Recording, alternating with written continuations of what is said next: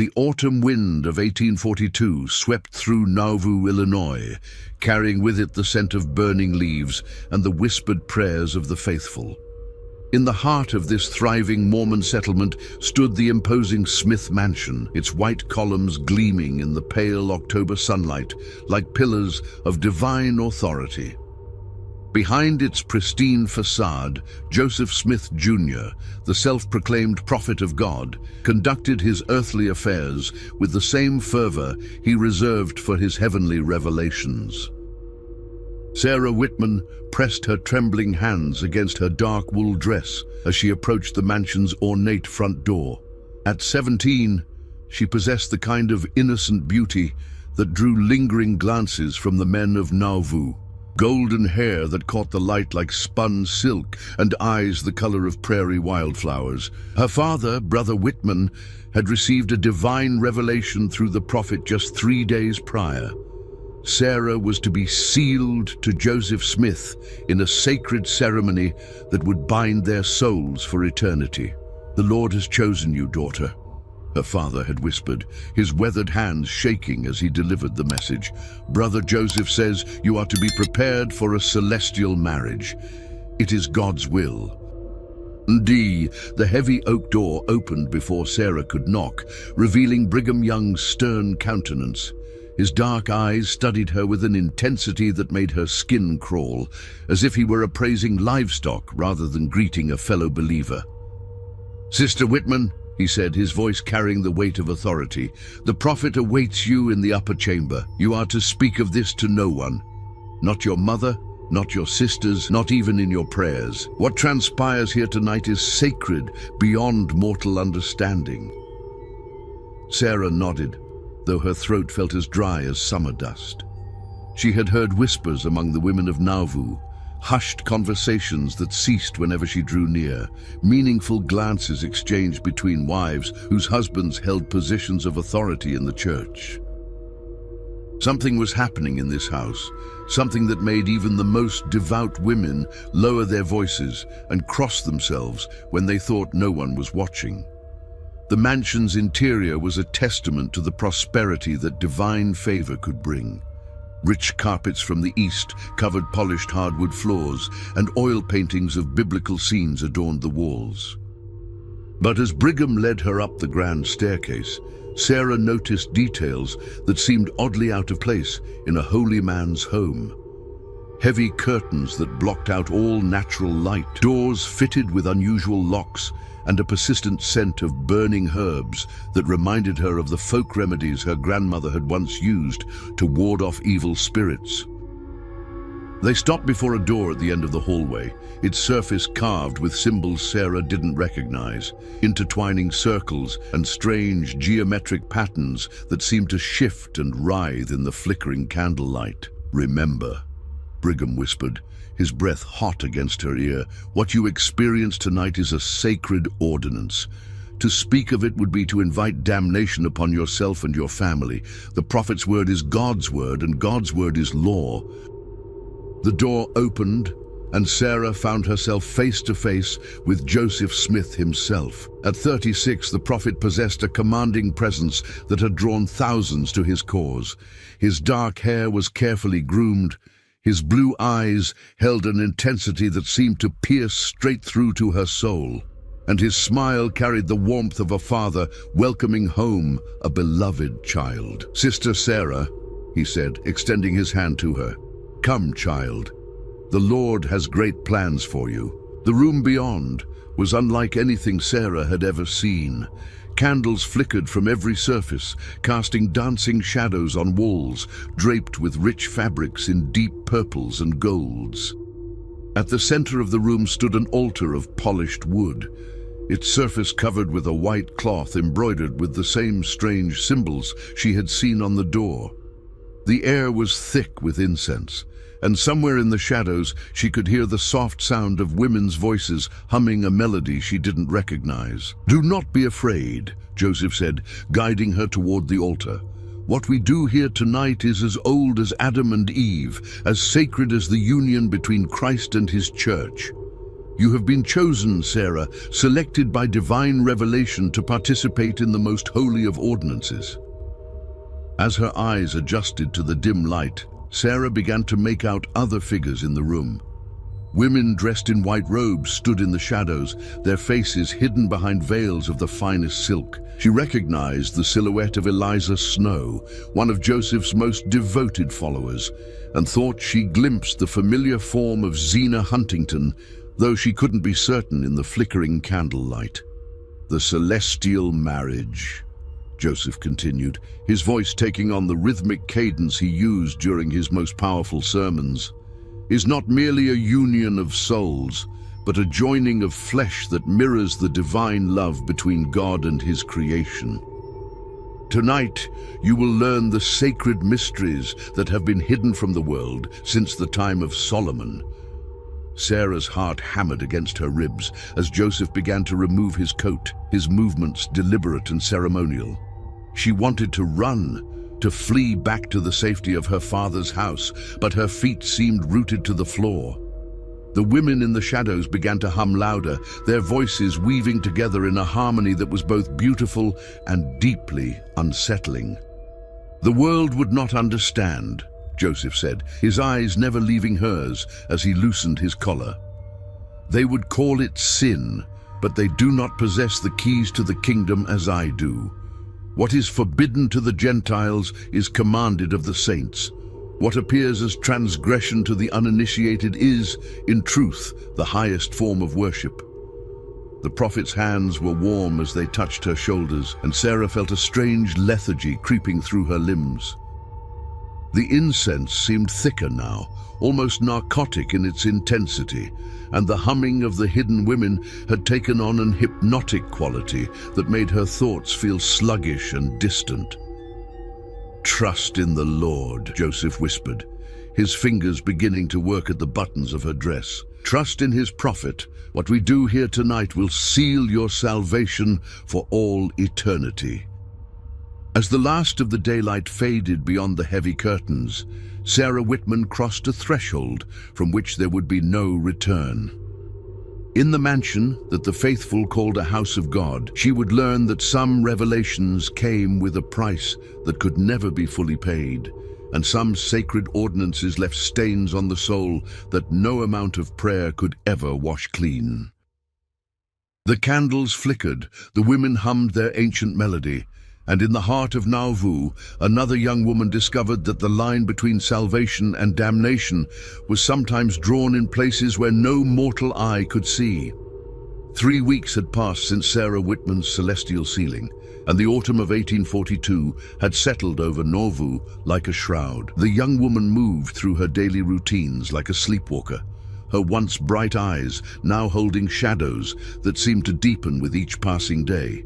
She spoke little, ate less, and spent long hours staring out her bedroom window toward the Smith mansion, as if trying to convince herself that what had happened there was nothing more than a fevered dream.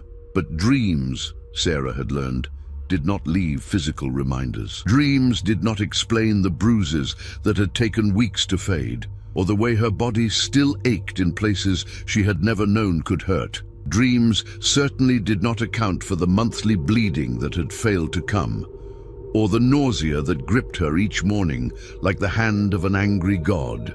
Emma Smith stood at the window of her own bedroom in the mansion, watching the Whitman house with eyes that had seen too much and understood even more.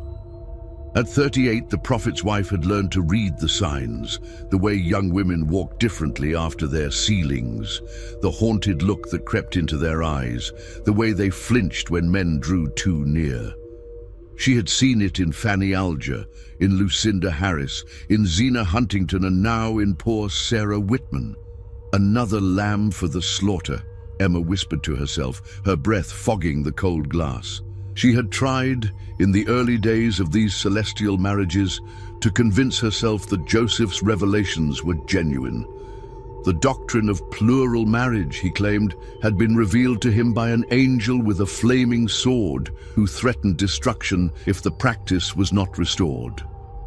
But Emma had been married to Joseph long enough to recognize the difference between divine inspiration and earthly desire, and what she had witnessed in recent months bore no resemblance to the sacred ordinances described in Scripture. A soft knock at her door interrupted her brooding. "Come!" she called, turning from the window. The door opened to reveal Eliza Snow, one of Joseph's most devoted followers, and, Emma knew with bitter certainty, one of his most recent celestial wives. Eliza's face bore the serene expression of the truly faithful, but Emma had learned to look deeper, to see the cracks in the facade that even the most devoted believers couldn't entirely hide. "Sister Emma," Eliza said, her voice carrying its usual musical quality, "the prophet requests your presence in his study. He says there are household matters to discuss." Emma's stomach tightened. Joseph's household matters had become increasingly difficult to stomach as his appetites grew more elaborate and his justifications more creative. But she was still his wife, still bound by the vows she had taken before God and man, even if those vows seemed to mean less to Joseph with each passing revelation. "Tell him I'll be down presently," Emma replied, her voice carefully neutral. After Eliza departed, Emma made her way through the mansion's familiar corridors, noting details that had once brought her pride, but now filled her with a creeping sense of dread. The expensive furnishings, the imported fabrics, the oil paintings of biblical scenes, all of it paid for by the tithes and offerings of faithful saints who believed their prophet lived a life of humble devotion. Joseph's study was located on the mansion's ground floor, behind a door that was always kept locked when he was conducting his most private business. Emma found him seated behind his massive oak desk, reviewing what appeared to be a list of names written in his careful script. He looked up as she entered, his blue eyes holding that familiar mixture of charm and calculation that had first attracted her to him 20 years ago. "Emma, my dear," he said, rising to greet her with a kiss on the cheek that felt as cold as winter rain. "I trust you're well as can be expected," she replied, taking the chair across from his desk. "Eliza said you wished to discuss household matters." Joseph's smile faltered slightly, and Emma caught a glimpse of something darker beneath his prophet's mask. "Indeed. I've received another revelation, Emma. The Lord has shown me that our arrangements require certain modifications." Emma's hands clenched in her lap. "What sort of modifications?" "The celestial ceilings have been blessed by heaven," Joseph continued, his voice taking on the rhythmic cadence he used when delivering revelations. "But the Lord has made it clear that these sacred ordinances require a more private setting, a place where the faithful can commune with divinity without fear of interruption or misunderstanding." He gestured toward a section of the study's wall that Emma had never paid particular attention to before. Now, looking more closely, she could see that the wood paneling was slightly different in color and grain, as if it had been recently installed. "I've had the workers construct a special chamber," Joseph explained, moving to the wall and pressing his hand against what appeared to be a solid panel. To Emma's amazement, the section swung inward on hidden hinges, revealing a narrow doorway that led into darkness. A place where the most sacred ordinances can be performed without fear of discovery by those who lack the spiritual maturity to understand. Emma rose from her chair on unsteady legs, her heart hammering against her ribs. "Joseph, what are you saying?" "I'm saying that the Lord has commanded me to expand the practice of celestial marriage," he replied, his eyes gleaming in the lamplight. "There are young women in Nauvoo who have been chosen for this sacred calling, Emma. Girls whose spiritual development requires the guidance that only a true prophet can provide." The hidden door yawned before them like the mouth of a tomb, and Emma could smell the same cloying incense that had begun to permeate the upper floors of the mansion. Somewhere in that darkness, she could hear the sound of women's voices, though whether they were praying or weeping she couldn't tell. "The Partridge sisters have already been sealed to me," Joseph continued, his voice growing more animated as he spoke of his revelations. Emily and Eliza, both of them pure vessels, ready to receive the fullness of celestial glory, and young Helen Kimball, barely 14, but the Lord has shown me that her spiritual development requires immediate attention. Emma felt bile rise in her throat. Helen Kimball was a child, a sweet girl who still played with dolls and braided flowers in her hair. The thought of that innocent child being subjected to Joseph's celestial ordinances made Emma's vision blur with rage and horror. "You cannot be serious," she whispered, her voice barely audible above the sound of her own heartbeat. "The Lord's ways are not man's ways, Emma," Joseph replied, his tone growing stern. "What appears as transgression to the carnal mind is revealed as righteousness to those who possess the keys of the kingdom. These young women are being prepared for exaltation, for a glory that surpasses mortal understanding." He moved closer to the hidden doorway, and Emma could see that the darkness beyond was not complete. Flickering candlelight danced on walls that appeared to be draped with rich fabrics, and she could make out the shapes of furniture that seemed oddly ceremonial in nature. "Would you like to see?" Joseph asked, extending his hand toward her. "Would you like to witness the sacred chamber where heaven and earth unite in perfect harmony?" Emma stared at his outstretched hand as if it were a serpent poised to strike. In that moment, she understood with crystal clarity that she stood at a crossroads that would define not only her own fate, but the fate of every young woman in Nauvoo who caught her husband's eye. She could step through that doorway and become complicit in whatever horrors lay beyond, or she could turn away and face the consequences of defying a man who claimed to speak for God himself. The voices from the hidden chamber grew louder, and Emma thought she could distinguish individual words now, pleas perhaps, or prayers offered in desperation rather than devotion. The sound made her skin crawl and her maternal instincts flare like a fire in her chest. "No," she said, stepping back from the doorway. "No, Joseph, I will not be part of this." The prophet's expression darkened, and for a moment Emma saw him not as the charismatic leader who had won her heart, but as something far more dangerous, a predator who had learned to disguise his hunger as holiness.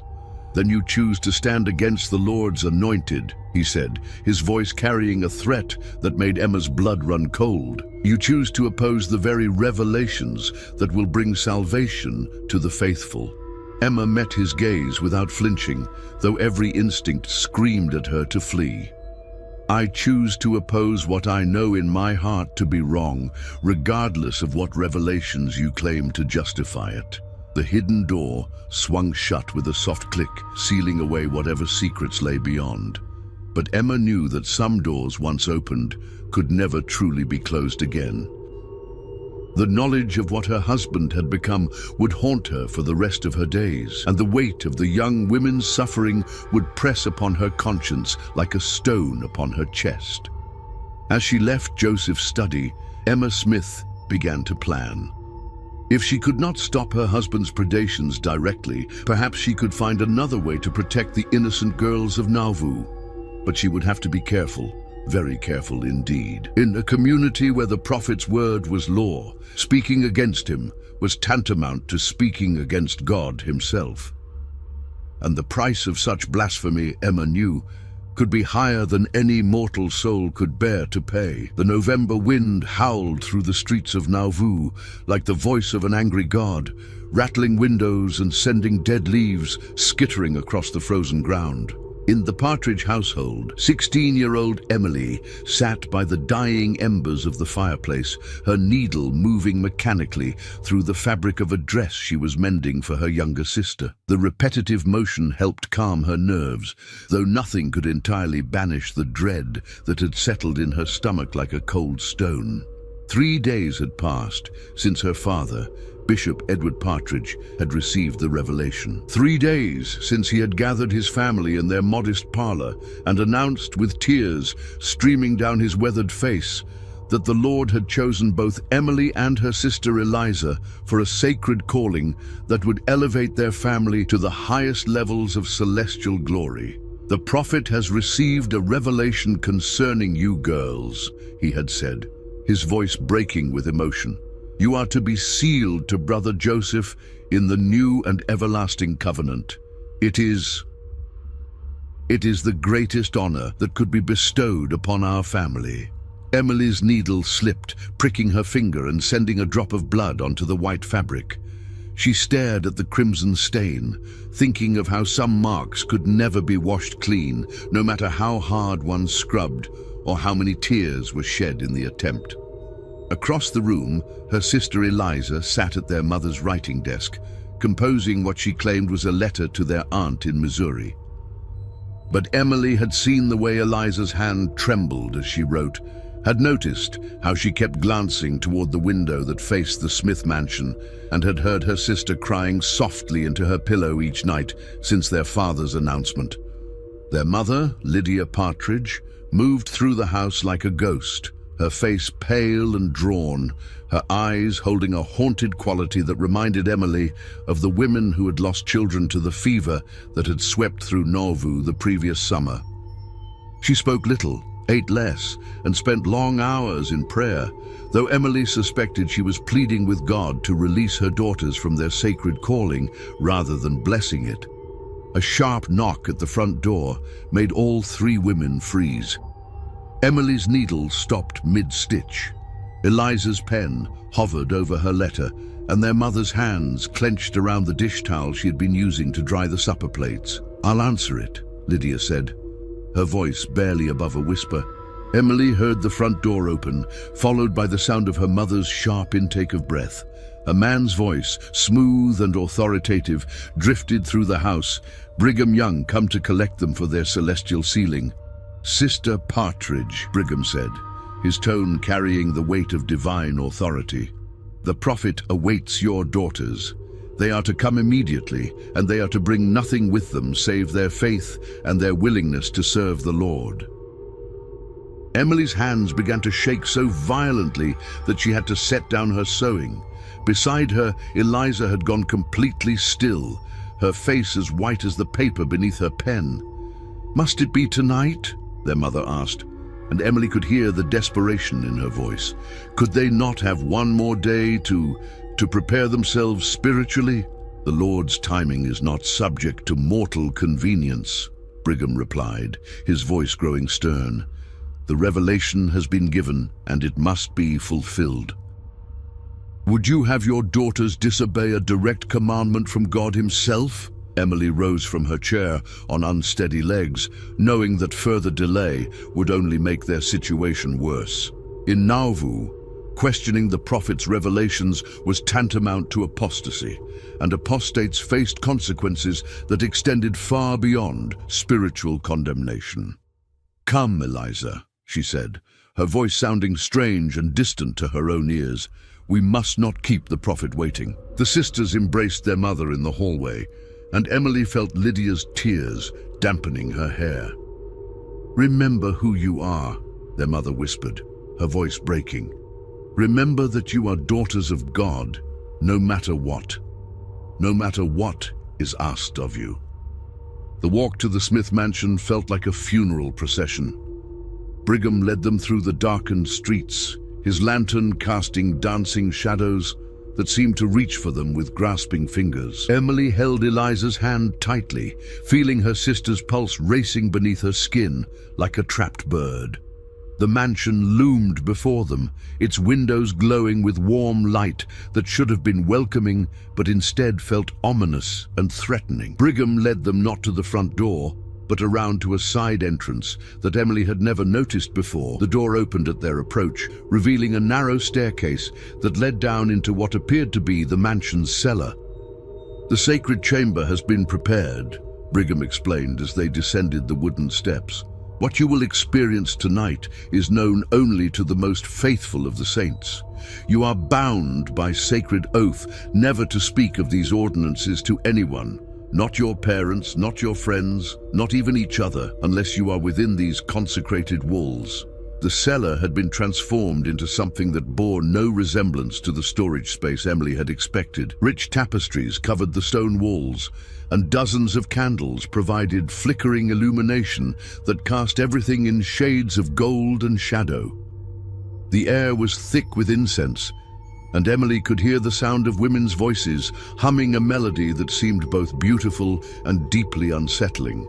At the center of the chamber stood an altar draped in white silk, its surface adorned with symbols that Emily didn't recognize, but that filled her with an inexplicable sense of dread.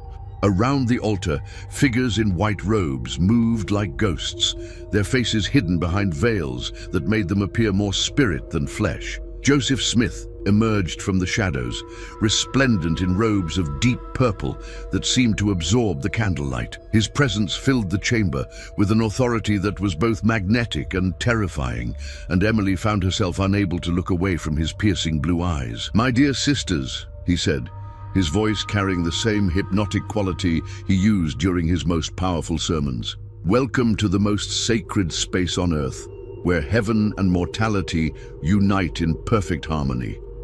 Tonight, you will participate in ordinances that were known to Adam and Eve, to Abraham and his wives, to Solomon in all his glory." Emily felt Eliza's hand tighten in hers as Joseph approached them, his movements deliberate and ceremonial.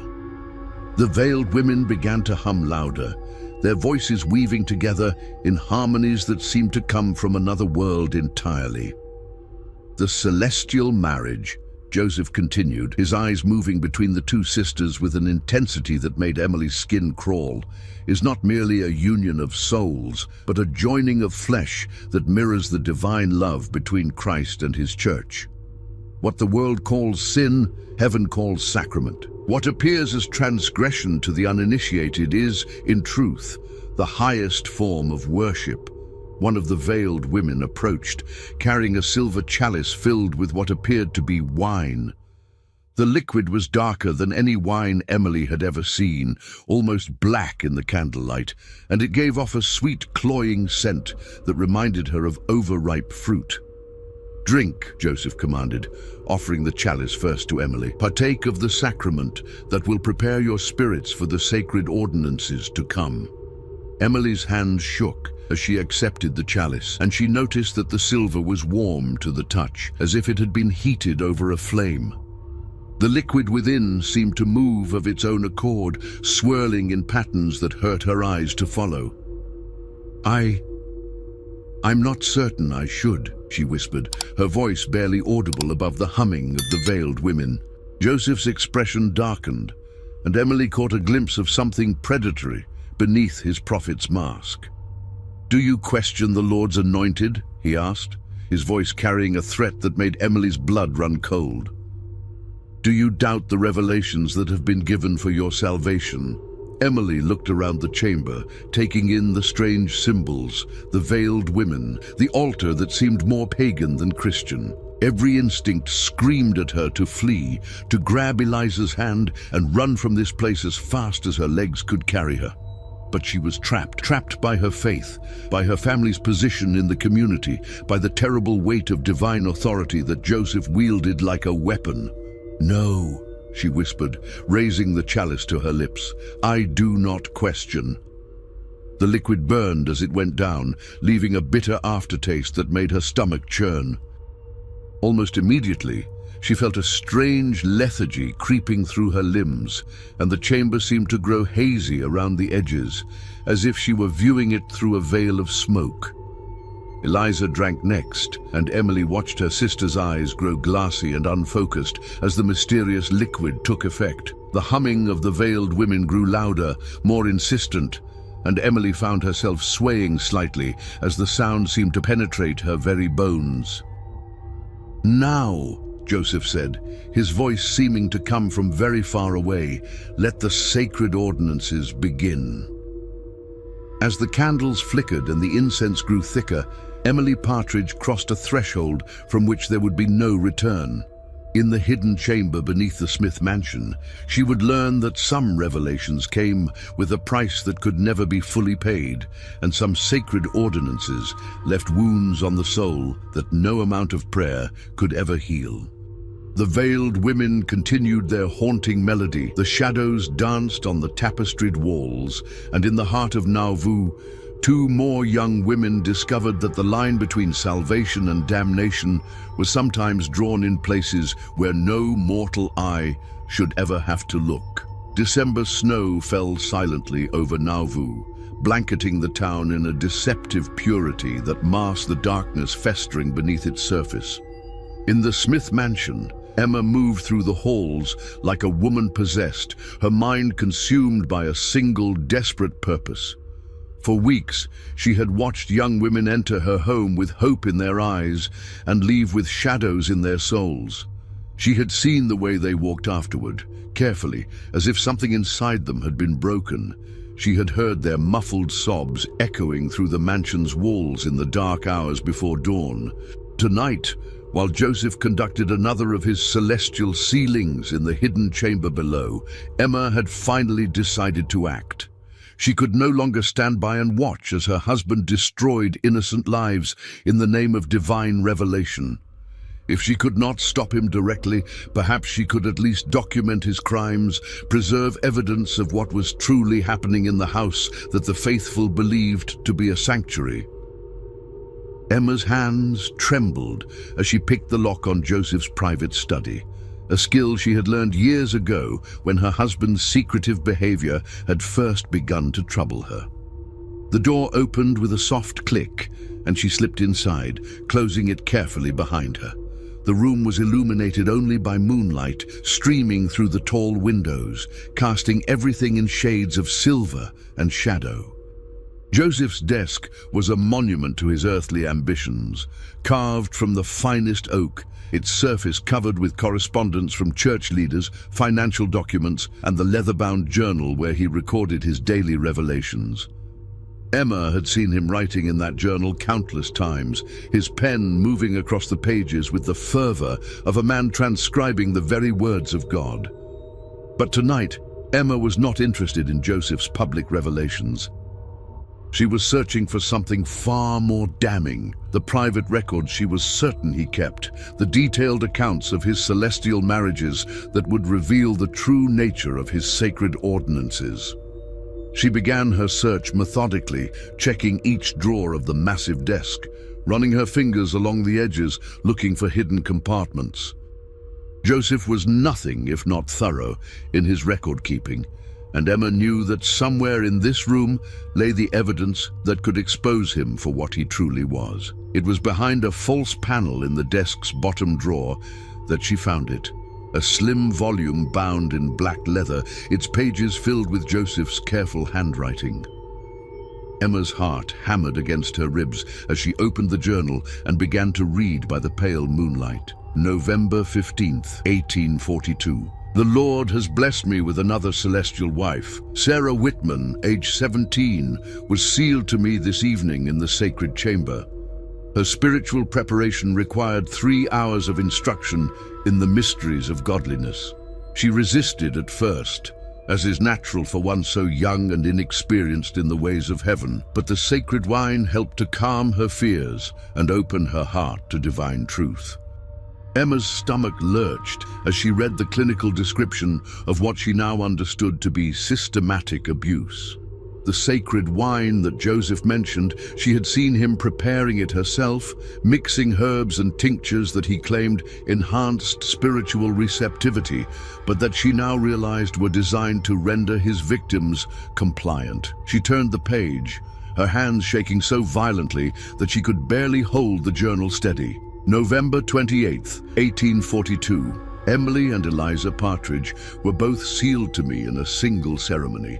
The Lord revealed that sisters who are joined to the same priesthood holder create a spiritual bond that transcends mortal understanding. Emily required more persuasion than her sister, but both eventually submitted to the will of heaven. Their youth and purity make them ideal vessels for the reception of celestial glory. The euphemistic language could not disguise the horror of what Joseph was describing. Emma thought of the Partridge sisters, barely more than children, and felt bile rise in her throat. She forced herself to continue reading, knowing that each page brought her closer to the evidence she needed to expose her husband's crimes. December 3rd, 1842. Helen Kimball has been prepared for sealing. At 14, she represents the perfect age for celestial marriage, old enough to understand the sacred nature of the ordinances, yet young enough to be molded according to divine will. Her father, Brother Kimball, has been assured that this union will guarantee his family's exaltation in the celestial kingdom. Emma's vision blurred with tears of rage and horror. Helen Kimball was a child, a sweet girl who still played with dolls and helped her mother with the household chores. The thought of that innocent child being subjected to Joseph's sacred ordinances made Emma's entire body shake with fury. She was so absorbed in the journal's contents that she almost missed the sound of footsteps in the hallway outside. Emma's blood turned to ice as she realized that Joseph's ceremony must have ended earlier than expected. She could hear his voice, along with those of other men, Brigham Young, Heber Kimball, and others who had become complicit in her husband's crimes. Moving with desperate speed, Emma closed the journal and returned it to its hiding place, her fingers fumbling with the false panel as the voices grew closer. She had just managed to lock the desk drawer when the study door opened, flooding the room with lamplight. Joseph stood in the doorway, still wearing the ceremonial robes he used for his celestial sealings. His face was flushed with what Emma recognized as the aftermath of his sacred ordinances, and his eyes held a satisfaction that made her skin crawl. "Emma," he said, his voice carrying a note of surprise, "what are you doing in my study at this hour?" Emma's mind raced as she searched for a plausible explanation. I was looking for the household accounts," she said, her voice sounding strange and distant to her own ears. "I wanted to review the expenses for next month's provisions." Joseph's eyes narrowed as he studied her face, and Emma could see him weighing her words, searching for signs of deception. Behind him, Brigham Young and the other men watched with expressions of barely concealed suspicion. "The household accounts are kept in the kitchen," Joseph said slowly. "They always have been." Emma felt the walls closing in around her, but she forced herself to maintain eye contact with her husband. "Of course," she said, managing a weak smile. "I must be more tired than I thought. I'll retire to my room now." She moved toward the door, but Joseph's hand shot out to grasp her wrist, his fingers closing around it with bruising force. "Emma," he said, his voice carrying a warning that made her blood run cold. "I trust you understand the importance of respecting the sacred nature of the work being done in this house. Some things are too holy to be discussed, even between husband and wife." Emma met his gaze without flinching, though every instinct screamed at her to flee. "I understand perfectly, Joseph. I understand more than you might think." For a moment they stared at each other in silence, and Emma could see her husband weighing whether she posed a threat to his carefully constructed facade. Finally, he released her wrist, but his eyes never left her face. "Good," he said. "I'm glad we understand each other." Emma left the study on unsteady legs, her mind reeling from what she had discovered. The journal contained enough evidence to destroy Joseph's reputation and expose the true nature of his celestial marriages. But she also knew that possessing such knowledge put her in mortal danger. In a community where the prophet's word was law, anyone who threatened to expose his crimes would face consequences that extended far beyond social ostracism. As she climbed the stairs to her bedroom, Emma began to formulate a plan. She could not confront Joseph directly. He was too powerful, too well protected by his devoted followers. But perhaps she could find another way to ensure that the truth would eventually come to light. Perhaps she could create her own record, her own testimony to the horrors she had witnessed. In her bedroom, Emma lit a single candle, and sat down at her writing desk. Her hand still trembled as she took up her pen, but her resolve was firm. If she could not save the young women who had already fallen victim to her husband's predations, perhaps she could at least ensure that their suffering would not be forgotten. December 10th, 1842, she wrote, her pen moving across the page with steady determination. I, Emma Smith, wife of the prophet Joseph Smith, do hereby record my testimony of the abominations that have been committed in this house under the guise of divine revelation. What follows is the truth set down by my own hand, that future generations might know the price that was paid for one man's unbridled appetites. As the candle burned lower and the night grew deeper, Emma continued to write, documenting every detail she could remember, every horror she had witnessed or suspected. She wrote of the hidden chamber, of the drugged wine, of the young women who entered her home as faithful believers and left as broken shells of their former selves. She wrote until her hand cramped and her eyes burned with exhaustion, driven by the knowledge that somewhere in Nauvoo, other young women were being prepared for their own celestial sealings. She wrote because she could not save them all, but she could at least ensure that their stories would survive, that someday someone would know the truth about what had happened in the house that the faithful called holy. And as the first light of dawn began to creep through her bedroom windows, Emma Smith finished her testimony and hid it away, knowing that she had just signed what might very well be her own death warrant. But some truths she had learned were worth dying for, especially when the alternative was living with the knowledge that she had done nothing while innocents suffered in the name of God. The spring of 1844 arrived in Nauvoo with an unseasonable warmth that seemed to mock the growing tension within the Mormon community. Rumors had begun to circulate, whispered conversations that ceased when certain ears drew near, meaningful glances exchanged between women whose husbands held positions of authority in the church. The carefully constructed facade of celestial harmony was beginning to crack, and through those cracks, the truth was starting to seep like poison into the groundwater of faith. Emma Smith stood at the window of her bedroom, watching as a group of young women walked past the mansion on their way to the temple. Among them was Helen Kimball, now 15, and bearing the hollow-eyed look that Emma had come to recognize in all of Joseph's celestial wives. The girl moved differently now, her shoulders hunched as if carrying an invisible burden, her gaze fixed on the ground as if she could no longer bear to look at the world around her. Behind Emma, hidden beneath a loose floorboard, lay the journal she had been keeping for over a year.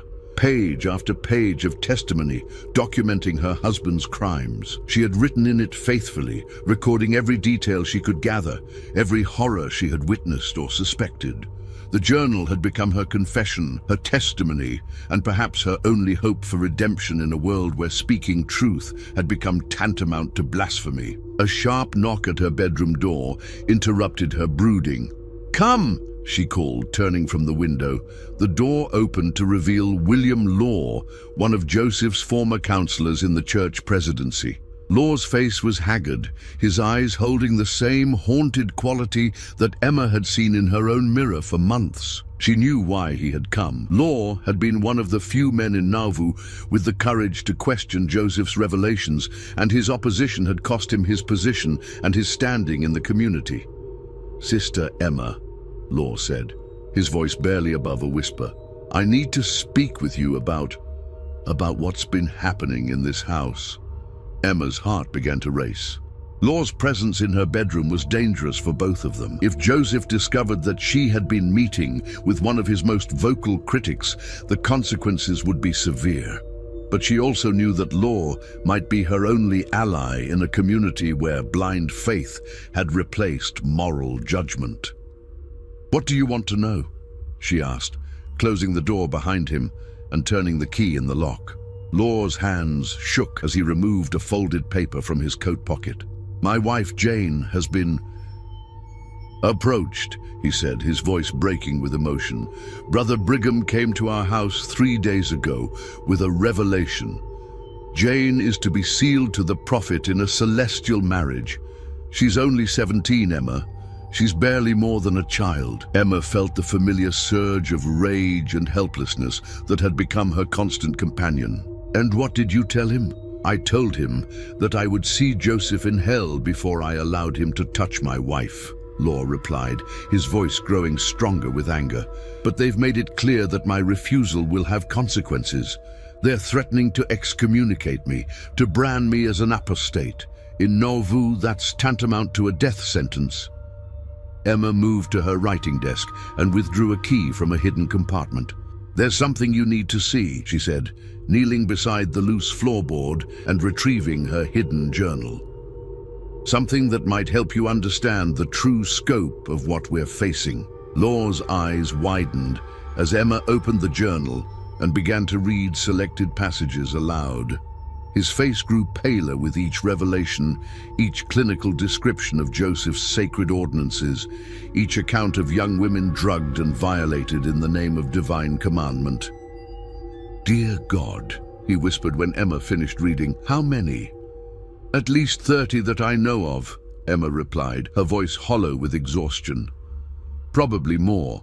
He's been careful to keep detailed records. He sees himself as a latter-day Solomon, building a celestial kingdom with himself as the eternal patriarch." Law stood and began pacing the small room, his hands clenched into fists. "This has to stop, Emma. We can't allow this to continue." And how do you propose we stop it?" Emma asked, though she already knew the answer. "Joseph has convinced the entire community that he speaks for God. Anyone who opposes him is branded as an apostate, driven from Nauvoo or worse. We're trapped in a web of our own making." Law stopped pacing and turned to face her, his eyes blazing with determination. "We expose him. We publish the truth for all to see. I've been working with others, Robert Foster, Charles Foster, Francis Higby. We're planning to start a newspaper, the Nauvoo Expositor. We'll print the truth about Joseph's polygamy, about his abuse of power, about everything." Emma's blood ran cold. "William, you don't understand what you're proposing. Joseph won't simply allow you to publish accusations against him. He has the Nauvoo Legion at his disposal, hundreds of armed men who would kill for him without question. If you move against him openly, you're signing your own death warrant." Then so be it," Law replied, his voice firm with resolve. "Some things are worth dying for, Emma. The innocence of these young women is worth dying for." Emma stared at him for a long moment, seeing in his face the same desperate courage that had driven her to begin documenting Joseph's crimes. She thought of Sarah Whitman, of the Partridge Sisters, of Helen Kimball and all the others whose lives had been destroyed in the name of celestial glory. "If you're determined to do this," she said finally, "then you'll need evidence, real evidence, not just accusations and rumors." She handed him the journal, watching as he hefted its weight in his hands. "This contains everything I've been able to document over the past year and a half. Names, dates, descriptions of the ceremonies, even copies of some of Joseph's private correspondence. It's enough to destroy him if you can find a way to get it published." Law's hands trembled as he accepted the journal. "Emma, if Joseph discovers that you've given this to me, he'll kill me," Emma finished, her voice matter of fact. "I know. But I can't live with this knowledge any longer, William. I can't watch him destroy another young woman while I do nothing to stop it." Over the following weeks, Emma watched as the tension in Nauvoo reached a breaking point. Law and his associates worked feverishly to prepare their exposé, while Joseph and his followers grew increasingly paranoid about potential threats to their authority. The prophet's sermons took on a darker tone, filled with warnings about enemies within and the need for absolute loyalty to God's anointed. On June 7, 1844, the first and only edition of the Nauvoo Expositor was published. Emma read it in the privacy of her bedroom, her heart pounding as she saw her own documented evidence laid out in stark black and white for all to see. The newspaper contained detailed accounts of Joseph's polygamous marriages, descriptions of the hidden chamber and its ceremonies, and testimonies from several of his victims who had finally found the courage to speak. The reaction was swift and violent. Joseph, acting in his capacity as mayor of Nauvoo, declared the newspaper a public nuisance and ordered the printing press destroyed. The Nauvoo Legion, under his command, marched to the expositor office and smashed the press to pieces, scattering the type and burning the remaining copies of the newspaper. But the damage had been done. Word of the expositor's revelations spread beyond Nauvoo's borders, carried by travelers and traders to communities throughout Illinois and beyond. For the first time, the outside world began to understand the true nature of what was happening in the Mormon stronghold. Emma knew that the end was coming. Joseph's enemies were closing in, and his own followers were beginning to question the revelations that had once seemed so sacred. On June 23rd, he and his brother Hiram were arrested on charges of treason and taken to the jail in nearby Carthage. 2 days later, a mob stormed the jail. Emma heard the gunshots from her bedroom window, a series of sharp cracks that seemed to echo across the prairie, like the voice of divine judgment. When the news reached Nauvoo that evening, it came with the weight of finality. Joseph Smith, the prophet of God, was dead. Emma stood at her bedroom window as the sun set over Nauvoo, painting the sky in shades of red that reminded her of blood. In the distance, she could hear the sound of weeping, women mourning the loss of their prophet, children crying for a father figure who would never return. But Emma felt no tears, only a hollow emptiness where her faith had once resided. The hidden chamber beneath the mansion would be sealed now, its secrets buried with the man who had created them. The young women who had suffered within its walls would carry their scars in silence, their stories dismissed as the ravings of apostates and enemies of the faith. And the journal that had documented it all would disappear into history, its testimony lost to time, and the willful blindness of those who preferred comfortable lies to uncomfortable truths. But Emma knew that some secrets could never truly be buried. Somewhere in the darkness of human memory, the truth would survive. In the nightmares of the women who had endured Joseph's sacred ordinances, in the whispered warnings passed from mother to daughter, in the shadows that would forever haunt the places where innocence had been sacrificed on the altar of one man's unbridled appetites. As the last light faded from the sky, Emma Smith closed her eyes and whispered a prayer, not to the God of her husband's revelations, but to whatever force in the universe might still care about justice for the innocent and punishment for the guilty.